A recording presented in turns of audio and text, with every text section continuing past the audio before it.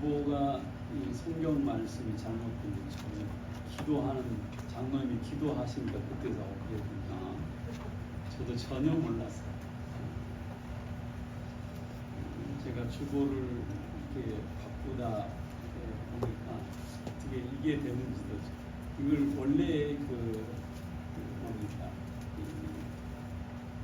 설교를 하려고 했다가 전체 주보를 바꿨는데 이게만 안 바뀌어졌어. 제가 실수했네요. 자, 오늘 우리에게 주시는 하나님의 말씀 가운데 빌립보서입니다. 빌립보서 4장 4절의 말씀을 다 같이 한번 읽어보겠습니다. 빌립보서 4장 4절입니다. 자, 시작. 주 안에서 항상 기뻐하라. 내가 다시 말하노니 기뻐하라. 할렐루야. 자, 이 오늘 이 말씀 속에서 핵심이 뭐냐 하면 기뻐하라. 기뻐하라. 오늘 이 4절의 말씀의 핵심 내용이 뭐냐면 기뻐하라고 합니다. 그런데 어떻게 기뻐하라고 하느냐, 여기 보니까 주 안에서 항상 기뻐하라. 자, 따라해보세요. 주 안에서 어떻게 하라? 항상 기뻐하라. 그러니까 여기서 기뻐하라고 하는 이 말씀의 이 단어가 핵심인데, 어떻게 우리가 기뻐하라는 거냐? 주 안에서 어떻게? 항상 기뻐하라. 자, 사랑하는 성도 여러분, 주 안에서 항상 기뻐하시기를 원합니다. 아멘. 주 안에서 항상 기뻐하시기를 원하십니까? 아멘. 진심입니까? 아멘. 아멘입니까? 아멘. 자, 사실 이렇게 되면 설교는 더 이상 오늘 할 필요는 없어요. 왜냐하면 주 안에서 항상 기뻐하라 라고 아멘하고 또 결심했으면 사실 다 된 거 아니겠어요? 그렇죠? 아니, 설교 더 이상 할 필요 없잖아요. 오늘 말씀에 전하는 내용이 주 안에서 항상 기뻐하라 라고 하는 말씀인데, 이미 우리가 결심하고 결단하고 아멘 했으면 되는 거 아니겠어요? 어때요? 일찍 끝내요? 어때요? 여기서 그만할까요? 아니요. 자, 그런데 여기서 설교를 그만하자고 해도, 여기서 여러분들이 설교를 더 해주세요 라고 해도 상관없어요. 나는 계속 해야 돼. 왜 그러냐 하면, 사랑하는 성도 여러분, 우리가 예수 안에서 날마다 기뻐하며 살겠습니다, 아멘, 이렇게 한다 할지라도 사실은 우리 마음속에서는 계속해서 맴도는 의문점이 하나 있어요. 아니, 내가 주 안에서 항상 기뻐하며 살겠습니다, 기뻐하며 살겠습니다 라고 고백하고 결단한다 할지라도 돌아서면 메아리처럼 계속해서 우리의 내 속에서 외쳐지는 물음이 있단 말이에요. 그게 뭐예요? 어떻게 라고 어떻게 하라는 거예요. 그렇잖아요. 주 안에서 항상 기뻐하라 이 말씀 앞에서 우리는 다 아멘 하지요. 이게 좋은 말씀이니까. 그런데 사실은 그 말씀을 듣고서 돌아서면 계속 맴도는 게 있단 말이에요. 그게 뭐라고요? 어떻게 라고 하는 거예요. 자, 더더군다나 오늘 말씀 속에 뭐라고 했냐면 주 안에서 어떻게? 항상이라는 게, 항상. 아, 주 안에서 기뻐하십시오 라고 하면 좀 해볼만 하잖아요. 도전해볼만 하잖아요. 그지요? 그런데 항상이라고 하는 이 단어를 딱 접하면, 아니, 어떻게 항상 기뻐할 수가 있을까? 사람이 인생을 살아가는데, 한평생 살아가는데, 좋은 일만 있는 것도 아니고, 모든 것이 형통하고 잘 되는 것도 아니고, 때로는 어려운 일도 있고, 때로는 실패도 있고, 넘어짐도 있는데, 어떻게 항상 기뻐할 수 있을까?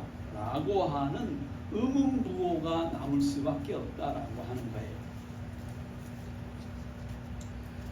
자, 사랑하는 성도 여러분, 주 안에서 항상 기뻐할 수 있겠습니까? 어떤 상황에서도 기뻐할 수 있겠느냐라고 하는 거예요. 사실 결코 쉬운 일은 아니에요. 우리 입장에서 보면 어찌 보면 결단코 행하기 어려운 부분일 수도 있어요. 현재 우리들의 모습으로, 오늘 우리들의 이 현실의 이 상태로서는 주 안에서 항상 기뻐하는 삶을 살 수 있느냐? 쉽지 않다고 말이죠. 자, 그러면 우리가 이렇게 힘들고 어려운 일, 어찌 보면 할 수도 없는 그 일을 하나님은 억지로 우리에게 강요하시는 거냐? 나는 내 자신은 못하면서도 다른 사람들에게 강요하는 경우가 있어요. 그렇죠? 자기는 못하면서, 자기는 안 하면서 다른 사람에게 강요하는 거, 그건 억지에 불과해요. 그렇죠? 자, 그러면 할 수 없는데 그냥 해보는 소리인가? 멋지게 보이시려고 하나님께서는 너희들은 항상 주 안에서 기뻐하라 이렇게 말씀하시는가? 이건 사실은 말쟁이들이나 하는 말이에요. 하나님께서 할 수 없는 것을 우리에게 결코 강요하는 것도 아니고 그럴싸하게 보이려고 말로만 하시는 것도 아니라고 하는 사실입니다. 하나님께서 주 안에서 항상 기뻐하라 라고 말씀하셨는데 여기서 주 안에서라고 하는 말씀은 어떤 거냐면 원래 이 주 안에서라고 하는 이것은 현재 능동태라고 합니다. 우리가 흔한 말로 현재 진행형이라는 표현을 쓰잖아요. 그런데 이게 능동태라는 것도 같은 비슷한 얘기예요. 우리가 계속해서 스스로 주 안에서 기뻐하는 삶을 살아라 라고 하는 것이라고 하는 것입니다. 자, 그러면 어떻게 주 안에서 항상 기뻐하는 삶을 살 수가 있을까? 라고 합니다. 사실 사도 바울은 이 본문의 말씀을 기록할 당시에 신세가 어떤 신세였느냐? 옥에 갇혀있는 신세였다라고 합니다. 즉 감옥에 있었다는 거예요. 자, 그래서 우리가 1장 14절에 보면 형제 중 다수가 나의 매임으로 말미암아 그랬어요. 나의 매임으로, 나의 결박됨으로 말미암아라고 되어 있고요. 또 1장 17절에 가서 보면 그들은 나의 매임의 괴로움을 더하게 한 줄로 생각하여, 즉 자신의 매여 있음을 다시 한번 분명하게 말씀을 하고 있습니다. 옥에 갇혔는데 기뻐하며 즐거워할 수 있는 삶은 결코 쉬운 일이 아니죠.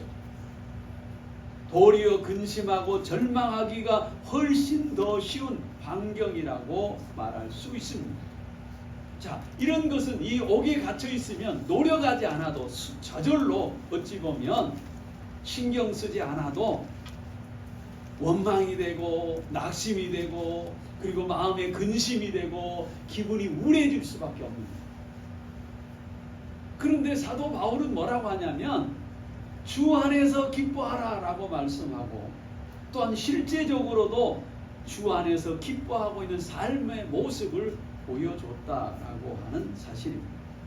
더더군다나 사도 바울이 옥에 갇힌 제목이 무엇입니까? 옥에 갇혔으면 제목이 있을 거 아니에요. 그죠? 제목이 뭐예요?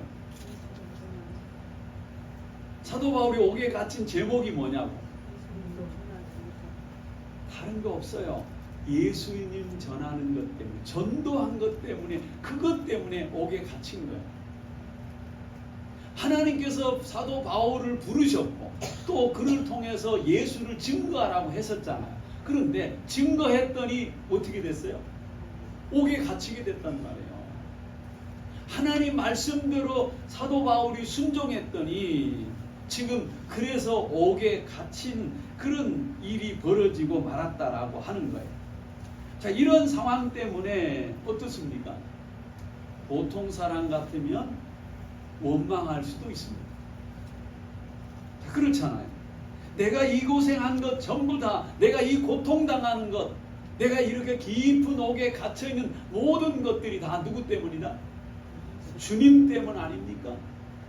주님이 왜 나에게 이렇게 고통을 주십니까? 라고 하나님 앞에 원망하거나 불평할 수 있는 환경이 그렇잖아요. 아니 예수님을 전하라고 해서 하나님이 불러서 예수님 전하라고 해서 전했더니 사도 바울이 받아들이게 된 게 뭐냐면 옥에 갇히는 신세가 되어버렸다니까요. 그러니 사랑하는 성도 어떻게 하겠어요? 사실은 기뻐하기는 고사하고 불평하고 원망하고 낙심할 수 있는 환경이 훨씬 더 많은 그런 모습이라고 말할 수 있다는 거예요. 우리가 이렇게 다른 사람 때문에 좋은 일 하다가 내가 고통당하면 사람들 대부분 어떻게 해요? 사실은 우리 스스로가 내가 괜한 짓을 했어. 이거 저 사람 때문이야. 이렇게 우리가 원망할 경우가 종종 있지 않습니까? 사도 바울이 그릇된 일을 행하다가 옥에 갇혔으면 어쩔 수 없지 뭐 내가 내 잘못했으니 내가 어떻게 감당해야 되지 이렇게 생각할 수 있겠지만 하나님의 일을 하다가 옥에 갇혔으니까 보통의 경우 같으면 원망할 수 있는 소지가 다분히 있다는 거예요. 사실 저도 청년 때에 이런 경험을 해본 적이 있습니다.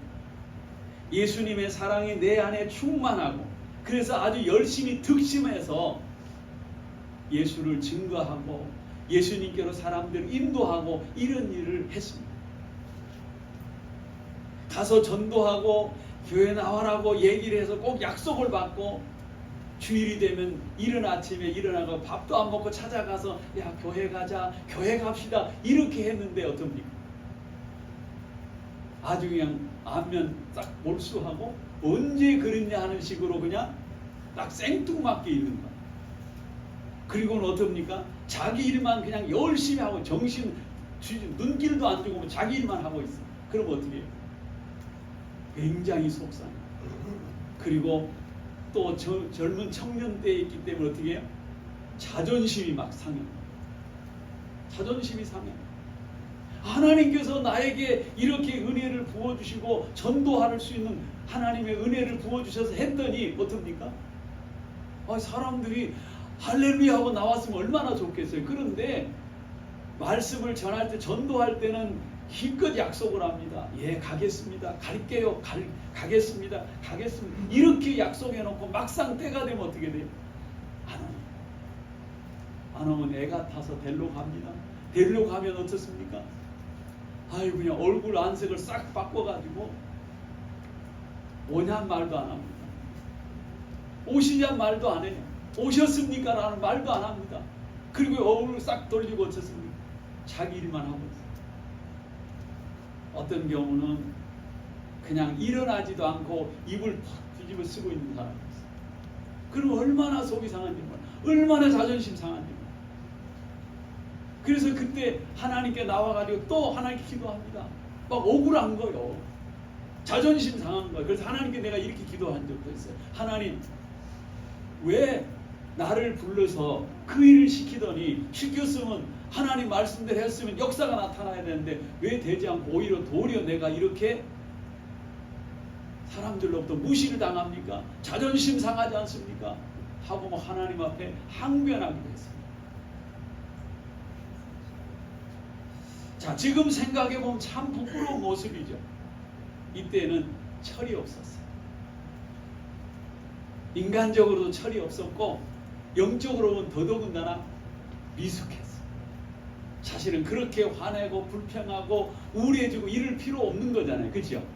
그런데도 불구하고 그때는 너무 미숙하고 어리석어가지고 사람들이 전도해서 약속해가지고 좋다고 하고 하나님께 기뻐했는데 그 다음날 가서 찾아가면 싹 이렇게 바뀌어지면 막 실망이 되고 낙심이 되고 그래서 하나님 앞에 막 뭡니까?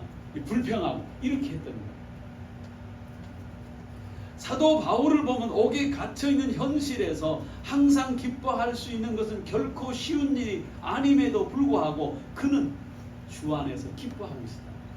그래서 2장 17절에 보면 이렇게 말씀합니다. 만일 너희의 믿음의 재물과 섬김 위에 내가 나를 전제로 드릴지라도 나는 기뻐하고 너희 무리와 함께 기뻐하리니. 여기 보면 뭐라고 표현했냐면 너희의 믿음의 재물과 섬김 위에 내가 나를 전제로 드릴지라도 그랬어요. 전제라고 하는 게 뭐냐면 구약의 재물 위에다가 부어드리는 포도주를 부어주는 게 전제예요. 다른 데는 관제라고 표현하기도 합니다. 이 말씀은 어떤 뜻이냐면 이 빌립보 성도들의 믿음 위에다가 그들의 헌신 위에다가 자신이 순교의 제사를 드린다 할지라도 나는 주 안에서 기뻐하고 즐거워합니다. 할렐루야. 이렇게 고백을 한 거예요. 옥에 갇힌 것은 뭐 물론이거니와 옥에 갇혀서 순교를 당한다 할지라도 나는 주 안에서 기뻐하고 즐거워합니다 라고 하는 고백이었다라는 사실입니다. 사도 바울은 극한 상황 속에서도 참으로 고통과 아픔 가운데서도 주 안에서 기뻐하고 있었다는 것을 명확하게 우리에게 보여주는 말씀이에요. 자, 그런데 이렇게 사도 바울이 기뻐할 수 있었던 것은 무엇입니까? 자, 주 안에서 이렇게 사도 바울이 기뻐할 수 있었던 그 힘이 어디서 있습니까? 다름 아닌 사랑하는 성도 여러분, 주 안에서라고 하는 것입니다. 뭐에서? 주 안에서라고 하는 주 안에서. 자, 그러므로 우리가 항상 기뻐할 수 있는 그 비결, 그 힘은 어디에 있느냐? 주님에게 있다는 사실입니다. 할렐루야. 사도 바울이 옥에 갇혀 있음에도 불구하고 기뻐할 수 있었던 그 원동력이 뭐냐면 주 안에 있었기 때문에. 그러므로 오늘 우리도 항상 기뻐할 수 있는 삶의 비결은 어디에 있느냐? 예수 안에 있을 때라고 하는 사실입니다. 자, 여기서 주 안에라고 하는 말은 결국은 어떤 의미냐면 이 나의 기쁨의 원천이, 나의 기쁨의 근원이 어디가 있느냐? 주님에게 있다라고 하는 표현입니다. 자, 우리가 성경에 보면 주 안에서라는 표현이, 이 단어가 제가 찾아보니까 일일이 읽어가면서 찾은 게 아니고 컴퓨터로 딱 검색해보면 돼요. 검색해보니까 몇 번이 나왔느냐면 41번이 나와요. 주 안에서라고 하는 이 글자, 단어를 딱 찾아보면, 입력해보면 41번이 나왔는데 놀랍게도 구약에서 한 번, 그리고 요한계시록에서 한 번, 나머지는 전부 다 어디에 있느냐? 사도 바울 서신에 있어요. 바울 서신에 들어있는. 그래서 사도 바울은 항상 주 안에서 기뻐하라, 주 안에서 감사하라. 할렐루야. 이렇게 계속해서 주 안에서라는 표현을 쓰고 있어요. 자, 빌립보서 4장 10절에 보면 내가 주 안에서 크게 기뻐함은 이렇게 표현하고 있고요. 또 빌립보서 3장 1절에 보면 끝으로 나의 형제들아 주 안에서 기뻐하라 라고 말씀을 하고 있고요. 우리가 잘 알고 있는 말씀, 그리고 좋아하는 말씀, 빌립보서 4장 13절 뭐예요? 빌립보서 4장 13절, 내게 능력 주신 자 안에서 내가 모든 것을 할 수 있느니라 그랬는데, 그 말씀도 보면 내게 능력 주시는 자 안에서, 이 말은 주 안에서라는 거예요. 사도 바울은 모든 말씀을 할 때 보면 자신이 뭐를 중심하고 있냐? 예수 중심, 예수 안에서. 할렐루야. 아멘. 자, 주 안에서라고 하는 표현은 어떤 의미냐면 주님과 함께라고 하는 거예요. 주 안에서가 뭐라고요? 주님과 함께라는 거예요. 나 혼자 있으면 그렇게 할 수 없지만 주님과 함께하면 그렇게 할 수 있다라고 하는 고백이라는 거예요. 주님 안에 있으면, 내가 주와 함께 있으면 날마다 주 안에서 나는 기뻐하며 살겠습니다, 기뻐할 수 있습니다 라고 하는 고백이라는 거예요. 그리고 또 한편으로는 주 안에서라는 표현은 주님을 믿는 믿음으로 라고 하는 표현이에요.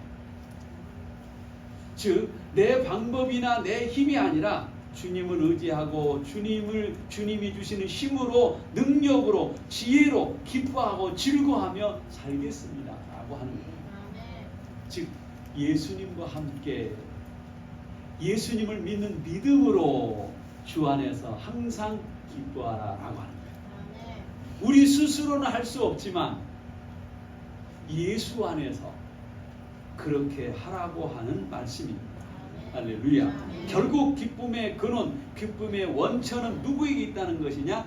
예수님에게 있다는 사실을 확신하기를 원합니다. 우리의 기쁨의 원천은 바로 예수 그리스도에게 있다는 거예요.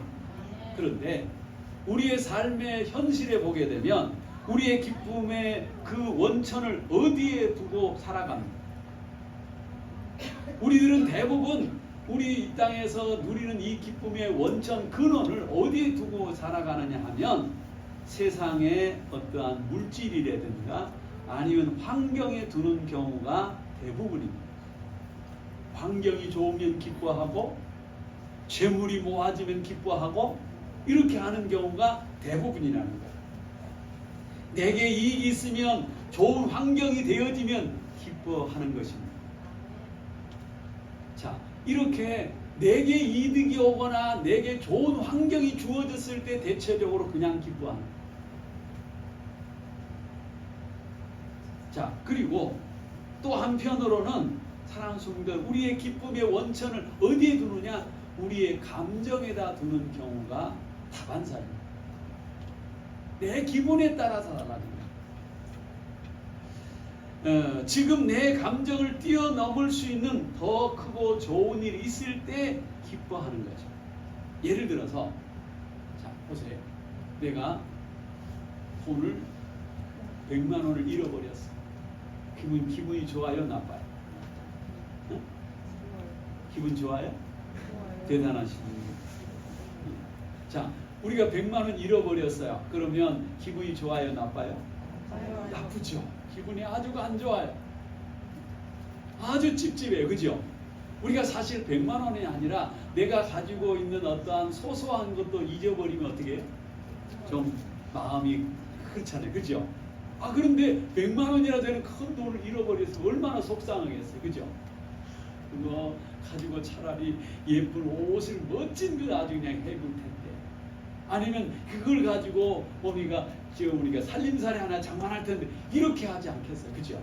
그런데 잃어버려가지고 기분이 아주 안 좋았어. 그런데 갑자기 어디서 1000만 원이 얻어졌어. 1000만 원이 굴러왔어. 그럼 어떻게 해요? 기분이 좋아요, 안 좋아요? 좋죠. 100만 원 잃어버린 것 기억이 안 해요? 안 해요. 아, 그까짓 거 아무것도 아니야? 이렇게 많은 걸 얻었으니. 그러니까 대체적으로 우리는 기쁨의 근원을, 기쁨의 원천을 어디에 두느냐면 이런 환경에다 두거나 감정에 두거나 아니면 내게 이익이 있느냐 손해냐 여기다 두는 경우가 태반이다라고 하는 거예요. 자, 그런데 여기서 우리의 진정한 기쁨의 근원은 어디에 있느냐? 예수 그리스도에게 있다라고 하는 사실입니다. 예수님에게 우리의 기쁨의 근원을 두고 살아라고 하는 사실입니다. 할렐루야. 아멘. 세상적인 가치 있는 것을 잃어버렸을지라도 또한 그것이 애초부터 없었다 할지라도 예수님으로 인해서 기뻐하며 즐거워하며 살아가라고 하는 것을 우리가 깨닫기를 원합니다. 사랑하는 성도 여러분, 우리는 예수님 때문에 살고 예수님으로 인해 사는 거예요. 예수님을 힘을 삼고 예수님을 의지하고 살아가는 삶이 주 안에서 항상 기뻐할 수 있는 복된 삶을 누려갈 수 있다는 것을 깨닫기를 원합니다. 아멘. 예수님이 나의 구주가 되시고 나의 힘이 되시고 나의 위로자가 되시고 친구가 되어주신 그 주님을 믿고 의지함으로써 비록 환경이 어려울지라도 기뻐하고 즐거워하는 것이다 라는 것입니다. 예수님을 한 분만으로 만족하고 그로 인하여 기뻐하는 것임을 깨닫기를 원합니다. 아멘. 세상 모든 것이 있어야만이 우리가 만족하며 기뻐하는 것이 아니라 다른 것은 없다 할지라도 예수님 한 분만으로 만족하고 기뻐하는 것입니다. 사실은 예수님은 모든 것이 주님 안에 있습니다. 이걸 깨닫기를 원합니다. 자, 우리가 예전에 복음성이 있었어요. 복음성이 있었는데 그게 뭐냐면 부럽지 않네. 세상 사람 나를 부러워 아니하여도 나도 자 역시 세상 사람 부럽지 않네. 자, 한번 찬양해 볼까요? 자, 우리 그 바탕화면에 있습니다. 바탕화면에 나가서 바탕화면에 보면 세상 사람 날 부러워.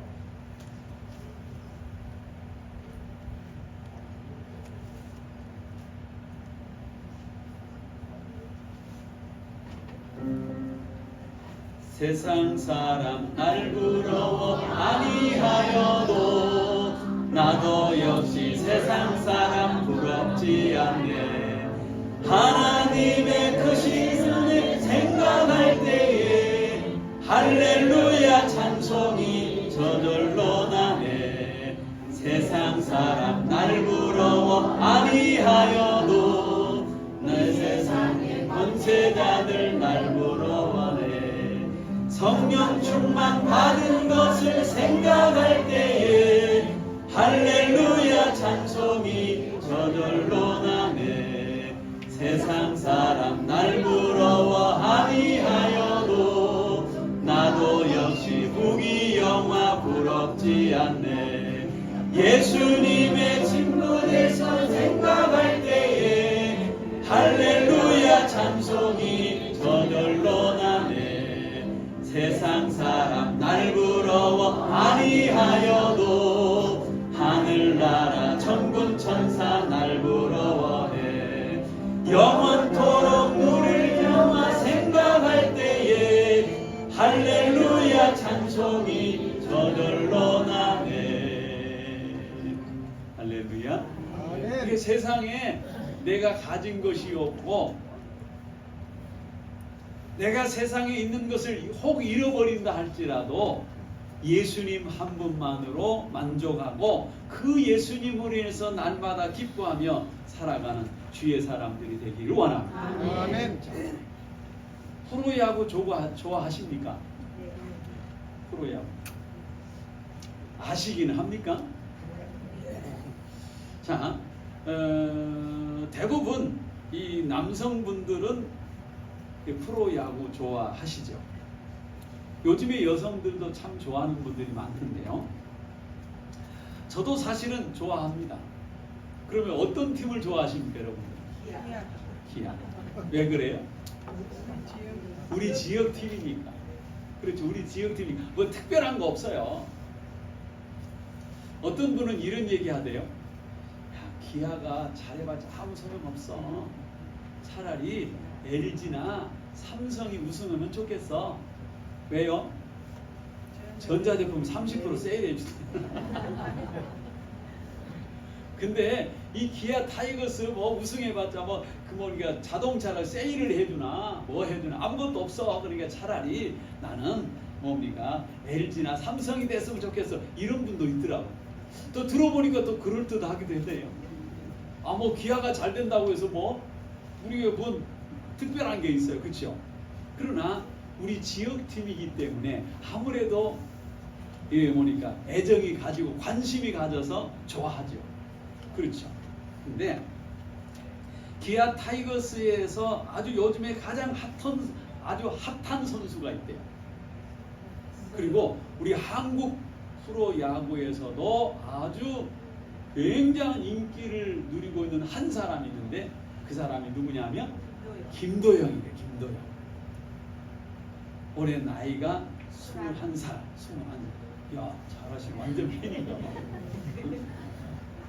자, 21살. 근데 이 사람이 나온 응원 메시지가 있어요. 응원 글귀가 있는데 그게 뭐냐면 아주 재밌어요. 자, 니 땜시 살아야. 그 응원 글이야.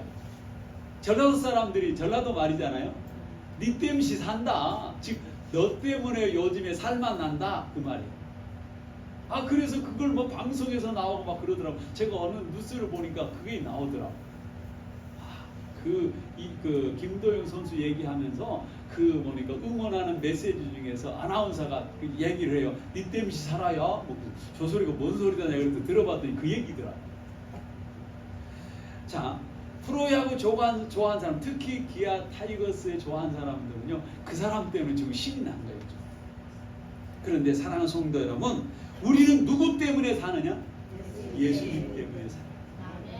예수님으로 살고 예수님을 위해서 살아가는 인생이 되어지기를 원합니다. 아멘. 자, 우리는 흔히들 너 때문에 못 살겠어야, 당신 때문에 못 살겠어, 살아도 사는 게 아니야 막 하는 사람들 있잖아. 그런데 사랑하는 성도, 그게 아니라 우린 예수님을 바라보고 예수님 때문에 살고 예수님 때문에 기뻐하고 예수님으로 해서 날마다 감사하며 살아가는 주의 사람들이 되기를 원합니다. 아멘. 할렐루야. 예수님 때문에 예수님으로 인하여서 기뻐하고 위로받고 세움을 얻고 새 소망 가운데 살아가는 주의 사람들이 되기를 원합니다. 아멘. 이것이 뭐냐면 주 안에서라고 하는 거예요. 주 안에서 예수님 때문에 예수님과 함께. 자, 사랑하는 성도 여러분, 우리가 어떤 상황 속에서도, 즉 우리가 삶이 어렵고 힘들다 할지라도, 자, 주 안에서 예수님 때문에 기뻐하며 사는 거예요. 예수 그리스도의 구원의 은총을 생각하고 저 천국의 소망을 생각하며 다시 행복해지고 기쁨이 솟아나는 역사들이 일어나기를 원합니다. 그리고 또한 예수님이 실제적으로 우리들의 삶 속에서 우리를 위로해 주시고 우리에게 힘을 주시고 우리를 인도해 주시는 그런 은혜 가운데 기뻐하는 삶이 되어지기를 원합니다. 우리는 단순히 소망만 가지고서 기뻐하는 것이 아니라 실제적으로 예수님의 그 은혜 가운데 살면서 기뻐하는 그런 소중한 은혜가 있어지기를 원합니다. 우리의 삶이 지치고 힘들지라도 주님이 우리에게 부어준 사랑은 더 크고 주님의 위로는 더 크고 높다라고 하는 사실을 깨닫기를 원합니다. 할렐루야.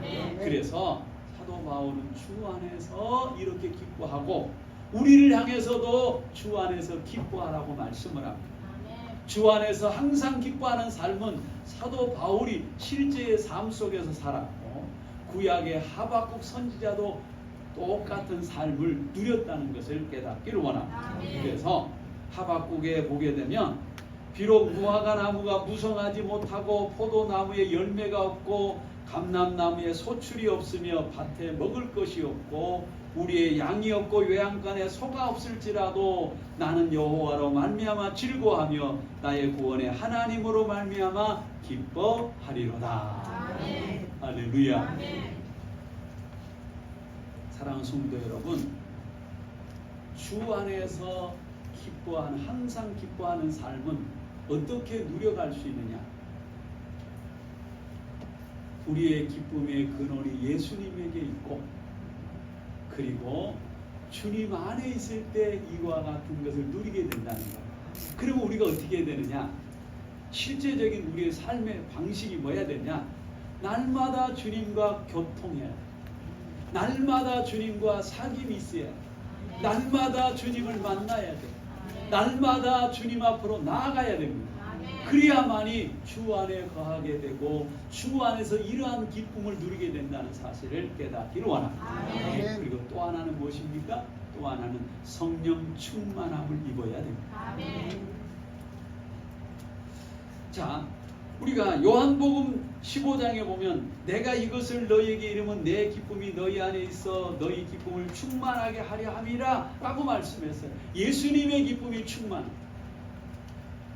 주 안에 있을 때, 주님과 사귐을 가질 때, 주님 앞에 있을 때, 주님과 함께 있을 때 이러한 기쁨이 충만해져요. 그리고 성령이 충만할 때 주님의 기쁨이 우리 안에 가득하다는 사실을 깨닫기로 원합니다. 그리고 우리가 믿음에 굳게 설 때 이러한 주 안에서 서게 되고 주 안에서 이러한 기쁨을 누리게 됨을 확신하기를 원합니다. 사랑하는 성도 여러분, 우리의 기쁨의 근원은 예수 그리스도임을 기억하기를 원합니다. 그에게 우리의 삶의 모든 기쁨과 만족함을 두고 살아가는 주의 사람들이 되기를 원합니다. 비록 현재의 삶이 녹록지 않을지라도 또한 우리의 삶이 때로는 어렵고 힘들지라도 오직 예수 안에서 주님을 만나고 주님 안에서 주님의 은혜를 입고 주님의 힘을 가지고서 기뻐하는 삶이 되기를 원합니다. 하늘의 소망을 간직하고 주 안에서 날마다 기뻐하는 복된 삶을 누려가는 주의 사람들이 다 되기를 원합니다. 기도하겠습니다. 우리 하나님 아버지,